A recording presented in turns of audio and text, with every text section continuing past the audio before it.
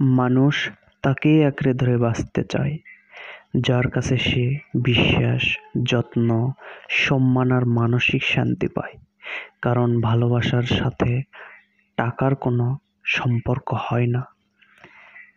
আমার অভাব যদি তুমি বুঝতে না পারো, তবে তোমার সাথে আমার বন্ধুত্ব কখনো দৃঢ় হবে না। ভালোবাসা যদি তরল পানির মতো কোনো বস্তু হতো, তাহলে সেই ভালোবাসায় সমস্ত পৃথিবী তলিয়ে যেত, এমনকি হিমালয় পর্বতও। জীবনকে ঘৃণা করো না, ভালোবাসতে শেখো। ভালোবাসা দিয়ে এবং ভালোবাসা পেয়ে তোমার জীবনকে স্বর্গীয় সুষমায় উদ্ভাসিত করে তোলো। ভালোবাসার কথাগুলো হয়তো খুব সংক্ষিপ্ত ও সহজ হতে পারে, কিন্তু এর প্রতিধ্বনি কখনোই শেষ হয় না। একটা কথা জানেন, কাফনের কাপড় বড়ই অদ্ভুত জিনিস।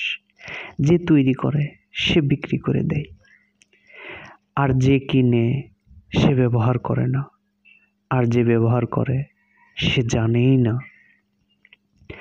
অসম্মান করতে যোগ্যতা লাগে না, কিন্তু সম্মান করতে শিক্ষা লাগে। বর্তমান সমাজে এই শিক্ষারই বড়ই অভাব। কেউ যদি তোমার ভালোবাসার মূল্য না বোঝে, তবে নিজেকে নিঃস্ব ভেবো না। জীবনটা এত তুচ্ছ না। আর প্রেম হলো সিগারেটের মতো, যার আরম্ভ হলো অগ্নি দিয়ে আর শেষ পরিণতি ছাই দিয়ে। কি দেখছেন, মরুভূমিতে জাহাজ পড়ে আছে? ছবিটি কাজাকিস্তানের। একসময় এখানে বিশাল সাগর ছিল, নাম আরাল সাগর, যার আয়তন 60,000 বর্গ কিলোমিটার। আর এখন সেটা বিস্তৃত মরুভূমি। আমরা যারা নিজের অবস্থান নিয়ে প্রচণ্ড আত্মবিশ্বাসী এবং সেটাকে অহংকারের পর্যায়ে নিয়ে যাই, তাদের জন্য এই ছবিটি প্রতীকী।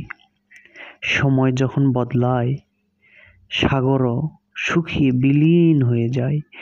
সমাজ ব্যবস্থার সাথে এমন কিছু প্রাণী আছে যারা দেখতে স্মার্ট, সুন্দর ও ভদ্র, কিন্তু অন্যের ক্ষতি করার প্রচেষ্টায় মেতে ওঠে।